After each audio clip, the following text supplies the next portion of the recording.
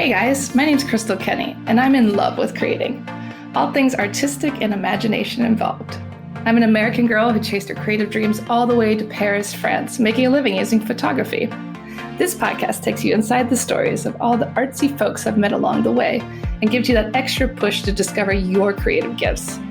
The desire to create is deeply inside each and every one of us, and I give you the tools and inspiration to find a new way of living a more creative life. This is La Vie Creative, the podcast.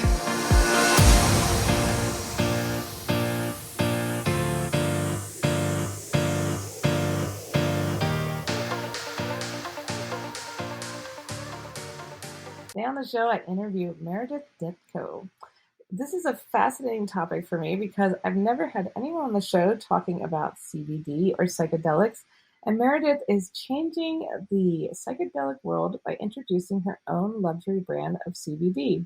We talk about how CBD affects creativity and how you might want to try it to get yourself going on your next creative endeavor.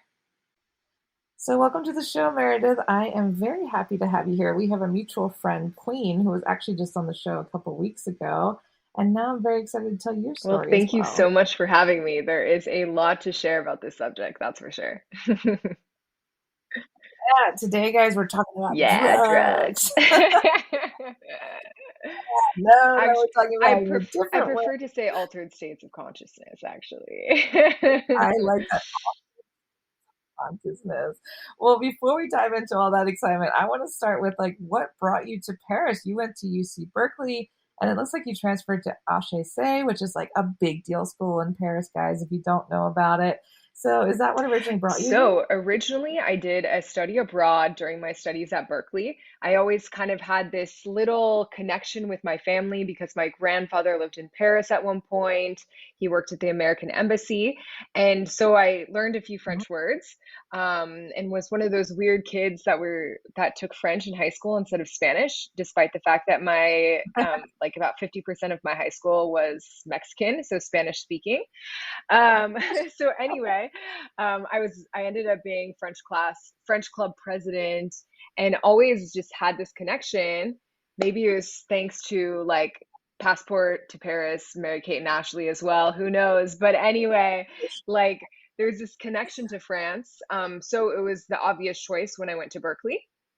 I was a sorority girl, enjoying my life, definitely enjoying cannabis there. It was probably the first time that I really experienced this plant and created a really nice relationship to it.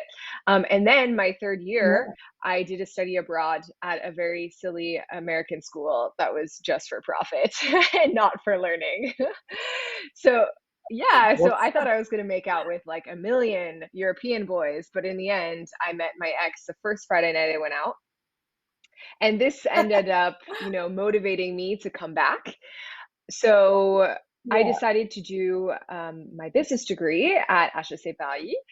It was a master's in strategic management, and it was an interesting education, completely different from what my experience was at Berkeley. And I have to say that there was a lot of creativity lacking. So one of my major goals is to teach an entrepreneurship class at HEC one day, because they desperately need it.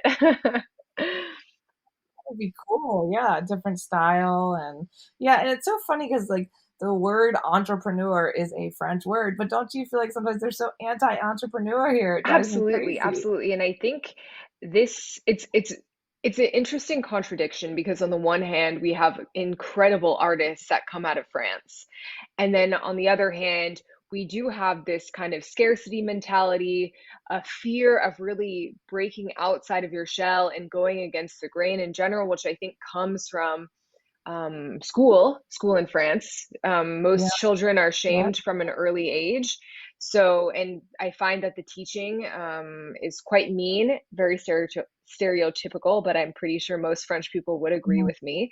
An American teacher would never shame, or most American teachers would not shame their students in front of the whole class like they do in France so regularly. So anyway, I've been saying for years. I'm like, it's still based off the Napoleonic system, and it's why French people are the way Completely, they are. completely. And so because of this, it absolutely has an impact on entrepreneurship. People are scared to take the risk, scared to jump out of their comfort zone. And I understand at the same time because being an entrepreneur is extremely uncomfortable. So sometimes they're right. Sure. Some days I'm like, where's my SAD, my full-time contract? Yeah. But at the same time, it's extremely rewarding and it has absolutely brought out a new side of creativity that I never necessarily considered before. I didn't consider Mhm. myself a creative growing up. My father is a drummer and my brother is a musician and a photographer. So the men kind of had Wow. this creative stakehold in my household, which is interesting Yeah. because creativity is actually feminine energy. It's free flowing, it's in the moment, it's intuition. And masculine energy is Yeah. actually full driving forward, very structured. And so to have this kind of shift in my home was super interesting. And so it wasn't until later in life that I really embodied being a creative, and people, even in the business world, considered me more of a creative than a business person, which I never thought was going to happen. It's funny because you kind of discovered that accidentally Totally. through your business work. And like, I know, like in your bio, you talk about you kind of got out of alignment with the business world and then you embarked on a spiritual and wellness journey. So, talk about that time in your life. What caused you to pivot and pursue this other thing, dealing with CBD, dealing with like lifestyle, like drugs, like just like what Yeah, changed? so I mean, I always loved cannabis at Berkeley, so there was always kind of a quest for altered states in general, a way to connect to myself and to Mhm. other people in different ways. But I would say that this kind of started, it's hard to say. From the beginning, I definitely didn't take a traditional track. I Yeah. was doing freelancing work after HSA. I wasn't really sticking to one job. And during this period of time, I was actually doing headhunting at a recruitment startup, doing headhunting and marketing. And Mhm. at this time, I was seeing what was happening in the US with legalization.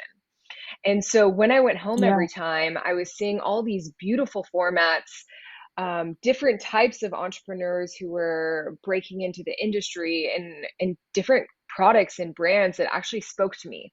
Because for such a Yeah. creative plant, the cannabis industry was extremely uncreative for a very long time, or maybe Mhm. creative on certain aspects, but not all of them. So creative in the way that the plants are crossed and bred. So the creation of new strains definitely had some creativity, but in terms of the vision, the branding, the messaging behind it, there was not so much creativity. We saw a lot of masculinity, a lot of kind of Bob Marley, Rasta 420, but we didn't actually see things that spoke to women, things that spoke to a different type of person, which is funny because the cannabis plant is also female, which is one of the Yeah. reasons why I think it brings out this creativity and this flow from us, because it's a female plant.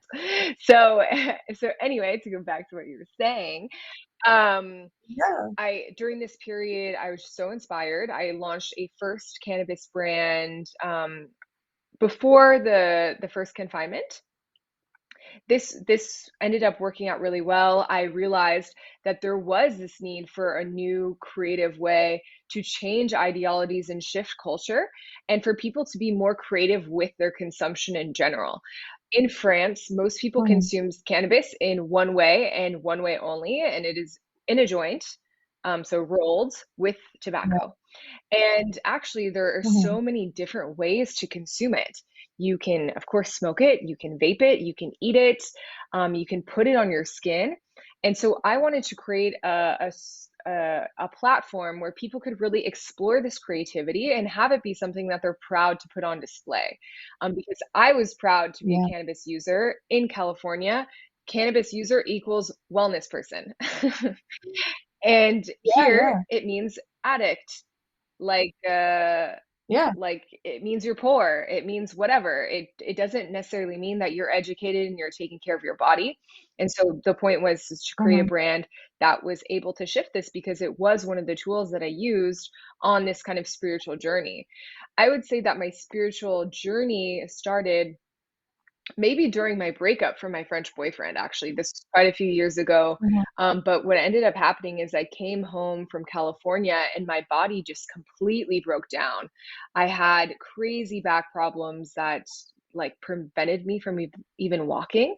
And I went to Wow. doctors. They gave me pills that, of course, didn't work. And what actually helped was acupuncture, as well as diving deep in kind of this spiritual, mental, and physical problems that were all coming together at the same time. Yeah, and it was kinda like you needed that big fall to really wake up and, like, move in this Absolutely. direction. And so after this, Yeah. I definitely started taking care of myself more, diving completely into personal development and like really trying to fix and clean up my internal home so that I wouldn't have these problems anymore. And so I could just be better and happier, especially because I had left this relationship that was making me quite miserable, or I was allowing to make myself miserable. Yes, Well, we're all not a in victim. there. So anyway, like they kind of started from there. And I guess like I, yeah, was trying out different spiritual practices. And I would say just before the confinement, my first experience with mushrooms absolutely um, transformed my spiritual development in a completely new way. So what So happened? well, first what happened was I started doing some research because I heard a podcast from Tim Ferriss and Michael Pollan. And so if you know Tim Mhm. Ferriss, he's a serial entrepreneur, huge podcaster, multi best-selling author who also invests in lots of companies. And so Tim Ferriss said that he was no longer going to be investing in any other companies except for psilocybin and psychedelic research. And I was like, hold the phone. Wow. Why would he do that? Yeah. And so then I was listening to this podcast with Michael Pollan, and I was just struck because Michael Pollan said that psychedelics and potentially mushrooms had the potential to solve two of our world's biggest problems, which are nationalism, so the otherness that Mhm. humans feel, and the crisis, which is the otherness that we feel with our planet. So I was like, damn, this Wow. is crazy. I've never heard of something so like simple in hindsight, even though it's Yeah. completely Yeah, political yeah. charge that could change our world so dramatically. And so because of that, I was really inspired and I wanted to kind of see what would happen. And so, anyway, I started growing myself and started researching what psychedelic assisted therapy was like. And typically, you put Mhm. on headphones, you listen to a very intense crescendoing playlist, and you also put on an eye mask and you go completely inside. And so, I did that. And Wow. what I discovered was something completely unexpected because I had taken them before when I was, doing my study abroad uh, in Amsterdam, Yeah. classic story, having these mystical Yeah. experiences, Lord of the Rings like in the Kokenhof tulip garden. But I didn't, and I Yeah. had mystical experiences while I was there, but I didn't necessarily have the vocabulary behind it to really know what was happening. I didn't know that Yeah. they actually create neuroplasticity in the brain and that you make all these different connections, and that's why all these crazy things can happen to you, but also beautiful things and very safe in hindsight. Of when So when you did it this time, what happened when you went inward, like, doing it the right way with the crescendo Yeah, music and so all that? basically, what starts in general during the first part of a trip, you see a lot of images, and every person is completely different. For me, it's like seeing the most beautiful artwork that you could ever think of, but also very scary because there's crazy symbology or yeah, symbols in it at the same time. So your brain and Mm. Mother Earth is telling you things through artwork and creativity, and so of course it's this plant, but it's also you and your brain putting on the most beautiful, touching, magical show just for you. And so this completely like opens your heart in a completely new way, and it turns on your brain and your creativity and your connection to the source, which I genuinely believe is also a connection to creativity. Um, so Mm-hmm. it yeah so anyway, it just opens you up completely in a new way. You often cry, you release, and a lot of the limiting beliefs that we can have that actually stop our creativity can also be dissolved during these experiences. You can have ego death and ego disillusionment, so you kind of detach yourself from the stories and the rigid sense that we have of ourselves, which is because Yeah. which Yeah, 'cause they're doing a lot of research of that with, LSD exactly. too, like guided LSD, and they get rid of the ego, and then you can really get down to the core of what happened to you that is affecting you still Exactly. And today. this is because um, psychedelics work on our default node system. And so basically, it's our Mhm. brain at rest. And so when we're not, so basically, it's like if you think about when your brain starts chitter chattering about, you know, he did that to me, or she said this, or I deserve better, that's basically your ego speaking to you. And it's because you're often not busy enough. When we're completely active and focused in what we're doing, our brain isn't tapped into this part of our brain. So that's why Mm. our egos come up when we're alone and when we're quiet and when we're resting. And that's why a lot of people don't like can't handle being alone, because they haven't gotten control of this part of their brain yet. So how does CBD help us do that? Like, what is the main difference between CBD and cannabis for most people who don't Yeah, understand those totally. And things? so to shift back over, so so psychedelics are a beautiful way, of course, to connect and have deep mystical experiences, but we can also have these with cannabis. It's Cannabis is a very spiritual plant. It is a heart opener. It's something that you can create with as well. And so it's it's also something that I consider a psychedelic. In terms of Uh-huh. CBD versus cannabis, CBD is cannabis, actually. It's one of many cannabinoids that is found in the cannabis plant. The two most famous ones and the two most prevalent are THC, which is the one that's currently illegal in many markets, and CBD, which Yeah. is mostly illegal or mostly legal in the majority of the world. So CBD So is the relaxing part. We actually have okay. a endocannabinoid system that has receptors throughout our whole body, and it creates homeostasis. It regulates sleep, digestion, hormones, pain, many different things. And so this is why one plant can help people in many different areas. So the idea is if your endocannabinoid system is imbalanced, CBD and cannabis products can help you rebalance this so you can find a more stable state of being. So, anyway, CBD is great for sleep. It's great for menstrual pain and hormonal issues. It's great for pain. Mhm. It's great for stress and anxiety. And it's great for overall Yeah. health optimization and immunity. I would say THC, on the other hand, is also great for most of these things also. And then you add in, of course, the altered state of consciousness. So I would say that's the major, besides the medical aspects, it's really the fact that CBD alters your state in a very light way.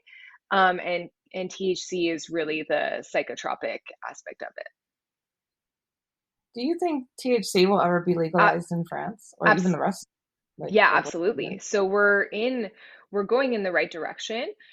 Germany is talking about legalizing. Switzerland's quite close. Malta has pretty much legalized. Luxembourg is also close. The French are very stubborn in general, but we are also the biggest consumers of cannabis in all of Europe. And so at some point, we do Yeah. have to be honest with ourselves and say, hey, prohibition hasn't worked and we're still the highest consumers. Let's try something else. So that's really why I Yeah. also wanted to change this, to create this brand, change perspectives, and give people a reason to be like, okay, there's actually a way to consume that is responsible. We should Mhm. have autonomy over our bodies. which is a very, Yeah. hot topic, especially after the pandemic. But anyway, it's absolutely coming. Medical cannabis is now in a trial stage, so I believe that there's been like 2,000, 3,000 people that have prescriptions for medical cannabis. So and Oh, CBD is now allowed to be grown in France, and so there's even some progress on the CBD level. Sometimes it feels like we're taking one step forward and two steps back, but I do believe that there is progress, and we can see that because we have CBD stores everywhere.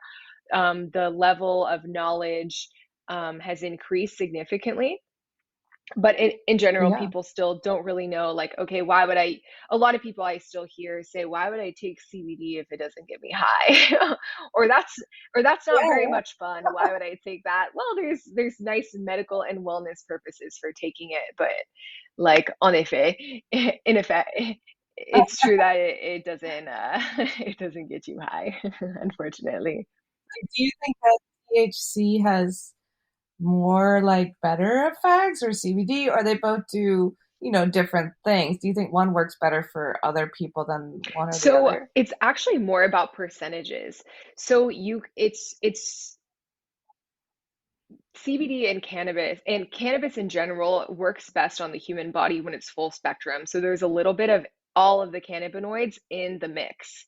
So when we just isolate Uh-huh. THC, we just isolate CBD, they're not that potent, and they're not that efficient. So what's best is to have a little bit of Yeah. everything. Um, CBD can be really awesome. There should be a percentage of THC that's in there that's actually higher than the zero point 0.3 that's allowed today. In Switzerland, for example, it's 1%. That seems better to me, but I've tried, CBD vaping products, for example, in the US that are more like a 90% CBD to 10% THC, and they work really well. So it Mhm. really just depends on your ailments. It depends on you and your body, and it's a complete personal choice. But absolutely, there's different strains that are better for different purposes. There's different levels of each of the cannabinoids, and there's also the terpenes, which are essential oils of cannabis that also have an effect. And we have actually terpenes in most fruits, in a lot of different fruits and plants as well, like lavender, lemon. That's why the cannabis plant can smell like different plants that already exist. And so when you go to a place like Amsterdam or something like that, and you can, smoke THC, you can smoke like cannabis, whatever. They literally ask you like, what kind of high do you want, or what feelings do you want? So they can control all those things by how they make the Yes, plants. exactly. Exactly. But at the same time, everyone is different. So, but there are ones that are going to affect your body more or your head more. Uh, Before we had this kind of typology of classification, more like classifying cannabis as either a sativa or an indica or a hybrid. And so today, actually, most all of cannabis plants are hybrids. So you can kind of say Okay. sativa dominant, indica dominant, but it's really not that relevant. What they've actually found, it's really the combination of the different terpenes that really distinguishes the different effects as well. So it's a bit more complex than that, but indeed, cannabis, like one cannabis plant can put you to sleep, and the other one could make you like super crazy and excited and want to party and have lots of sex. So it Yeah. really depends on you, your body, and also your mood. So the set and setting counts. We talk about this in psychedelics a lot, the set being your mindset and the setting being your environment. And so that's the same with cannabis, because even the same plant, if you're completely exhausted um, and drained, Yeah. it's going to put you to sleep. But if you're in a party context, it like wakes you up and makes you super excited to see your friends. So this, is of course always a very personal, um, yeah, personal experience. Let's talk a little bit about your brand. I want to say it right. Acheron, Acheron. yes. Am I saying it? And where does that word come from? It's the name of your brand, but why Yeah, that so name? Acheron is one of the five rivers that leads to the underworld in Greek mythology. And so for me, it is a metaphor of the dark ages of prohibition coming into the light of legalization, and the fact that we have to go through difficult times to get to the light. So in this Greek mythology, it's actually the place where our souls purify before going into the beyond.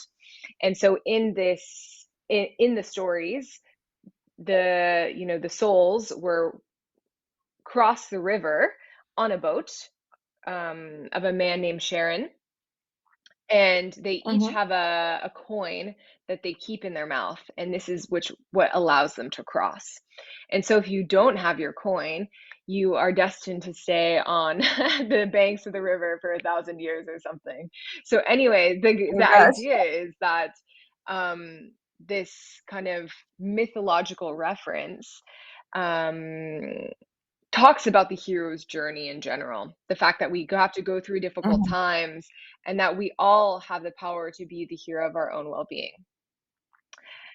I love that. That's such a great Thanks. name. And so anyway, the branding and the goal behind it all is to really mix mythology, spirituality, and education about sacred plants to kind of combine everything to create a new universe, to kind of explore our wellness. I find that a lot of CBD brands are a bit too sterile, very clinical, which I understand because it's a scary plant. But I think now that, or it has been considered a scary plant for a long time. So the big, the real pioneers of the industry had to keep it very clean and nice and cutesy to kind of reel people in.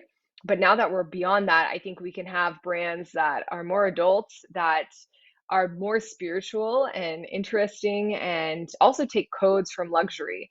And that's one of the things I think that influenced me most about being in France, was the luxury industry. Artisan local Yeah, I products, right, are valued here so much. you you say you have the best CBD. Like, what makes the best CBD? Like, how do you make CBD luxury? How does Totally. that work? So the best CBD, I would say, comes from a few different things. I think it comes from ethical entrepreneurs who truly care about your well-being. We have this, saying that the people in the industry are either healers or dealers. And so we try to make sure that every single person that we source from is a true healer that really cares about, the plant, about people, and about healing, and isn't just in it for the money. Because the reality is if you walk around the majority of CBD stores in Paris or anywhere else in the world, that's not the vibe that you're getting in there. You're not going to go in there and Yeah, ask somebody to help you with your wellness. You're just like, okay, I'll grab this and I'll go because this is kind of strange. So there's that. It's making sure that the source has ethical intentions. Um, and this goes even more like beyond that, because, the cannabis plant can be grown in so many different types of intentions as well, and this completely has an impact on the end product. So making sure that we have traceable sources, that the entrepreneurs who we source from are really taking care to make sure that there's no pesticides used, they're prioritizing organic regenerative farming, and that are really traceable, and people who care about the plant, and that are complete professionals on the agricultural level, and care about this notion of terroir also, which is completely, a French concept also, that the land and the environment also has an impact on the product. I love this because, like you said, it used to be like people were kind of tiptoeing around the fact they're selling CBD or whatever, and now you're bringing like this whole spin to it with making it luxury, making it spiritual, and like, could we even? You think it could one day go to the level of like all the people that grow wine and grow grapes? They're like such like it's about the land and it's about nature. You think like that is where like cannabis is heading? Like obviously people in the field already feel that way, but do you think we could make it like fancy, like, it's been bottled for 50 years or whatever, Absolutely, absolutely. You can actually cure cannabis, and leaves and different hash can cure in a similar way as wine. So cure and ferment. So and there's actually, different tours and like tasting tours that you can go on in California and Colorado today. which were absolutely inspired by the French notion of terroir and wine tours and all of that. So I definitely think that we're going in this direction. So there's of course this aspect of quality and terroir and artisanship within the agriculture, but we also have a lot of different products on the store. We also have cosmetics. We have other wellness products as well. And we have all of the different accessories. So these are the items that you keep in your home that you either use as an accessory. So think lighters, ashtrays, rolling trays, storage devices, or consumption devices like pipes, bongs, rolling papers, that kind of thing. So all of these items can also be made with these same intentions. Are the people artisans? Do they really care about the plant and beautifully consuming? And so I think the other part of making cannabis luxury is about creating a ritual. And so it's not just about rolling and smoking and being done with it. It's about really enjoying the ritual, enjoying the plant, enjoying the objects that you're using it with, so that you are making sure that you're consuming in a conscious way. And so there's actually a formula that we use to consume consciously, and it's questions that we ask ourselves. And I think this can be used and applied to pretty much anything, but it's first asking, like, being super honest with yourself why you're consuming, understanding like what you're actually trying to get out of it. Like, is this the best way to get what you want? And understanding, is there anything else I can be doing to magnify my chances of getting what I want? So lighting some beautiful incense and putting on music and putting out your whole rolling tray and like artfully rolling a joint with different medicinal herbs and your organic CBD is going to be completely different than, getting your €2 CBD from the tobacco store and rolling it Yeah. unconsciously and smoking 10 of them before going to sleep. So there's It's like putting on some jazz music next to a fire, drinking a glass of red exactly, wine. it's art Like, de vivre. And this is completely yeah, French. And so that's why it's so funny that the French are kind of scared of it. But I think that's how we're going to come together. This can be used just like anything in a beautiful way. And using cannabis in moderation for spirituality, for creativity, for connection is a super, super awesome way to take advantage of the beautiful gift that Mother Nature gave us and that our bodies just naturally, innately have. So, anyway. I think I'm sold. I mean, if you guys aren't selling CBD by now, like, what is like the first product you recommend for like first time users, like that want to ease into maybe just checking this whole Yeah, thing so I out? would say if you've never tried CBD, one of our two of our top selling products are our teas and our gummies. So, if you're not so sure about smoking, I think it's a really nice way to consume because you eat it. The teas are relatively light, so you have to drink a couple pots if you're gonna really feel something. But it's a nice way to ease in. Okay, this isn't gonna make me crazy. We're good, and I'm in control. And then the gummies, are super tasty. I actually sourced these ones from California. They're all done in short circuit in collaborations with chefs. And so all seasonal Nice. produce, grown in the Bay Area. And so anyway, these ones are called Rose Los Angeles. So that's another nice way because they're super tasty and just fun and a nice gift actually. So it's one of my favorite Yeah. products that I actually import from the US because I've tried to source as much as possible from Europe, while maintaining the Yeah. highest standard possible. Um, So just like fields in France that are just growing cannabis is just like all around us. Is that what's so this happening? is relative. So let me back up. So there has been people that have been growing CBD flower and hemp, industrial hemp, for a long time. Hmm. So for a long time, it was just industrial hemp. Now we are allowed to also grow hemp and for other types of consumption. But this is Yeah. relatively recently. Basically what was happening is on the EU level, CBD consumption and CBD growing is legal.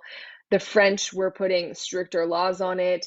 So if a grower was caught, they would just have to take it to the European court and they would basically be found innocent and be allowed to continue. Hmm. So it was pretty stupid and costly. So a lot of people that were taking the risk just knew that they would eventually have to go to court, and have to be able to sustain that. So because of this, we traditionally haven't seen so many producers coming out of France. We have a lot more product coming out of Switzerland, and a lot of Mhm. nice stuff coming out of Italy, and some from Spain as well. So France hasn't been a traditional CBD supplier, despite the fact that they're the biggest hemp producer in Europe. Yeah, Outside of China, that's I think. I fascinating. think China is the biggest one. And China is actually, yeah, Mm, China is actually the birthplace of cannabis. The earliest really? cannabis came from China, and Wow, I had no idea. and from Asia in general. So Well, I think that everyone needs to go out and try some of this sacred plant medicine, drink a tea, guys. And where can people go and connect with you online, check out your business, and learn absolutely. more? So it's Aquerone.com. So Aquerone.com. And same on Instagram, but we just have a little underscore at the bottom. And so, yeah, so those two places are great places to reach out to me. And of course, any questions people have about cannabis, CBD, sacred plants in general, I'm your girl. Always here to talk about rituals and making sure that your wellness is completely optimized. So don't be shy. Absolutely. And yeah, and I think one of the most important things is being intentional about the ritual, and of course trying it out for creativity. I have amazing ideas for creativity, and we actually have a creative thinking journal on the website that was made by one of the Great. first creative cannabis brands, like create Yeah. like creative specific creativity enhancing cannabis brands in the US. So it's a really fun way to kind of spark your creativity if you haven't necessarily experienced that with this plant before. Yeah, I mean, people have been doing drugs and psychedelics for a long time to spark some creativity. So, I mean, now we have it in a safe and law-proof Exactly, way. So, exactly. So, of course, always important to follow the laws, not trying to convince anybody to do anything that they shouldn't be doing, of course. Just my personal yeah, yeah. experience and not medical advice. Just my little legal disclaimer. Well, this is there, guys. Well, thank you so much, Meredith, and I can't wait to see where your business goes and how many people you'll help, and I can't wait to meet you in Yes, person thank one you day. so much for having me. It's been a pleasure.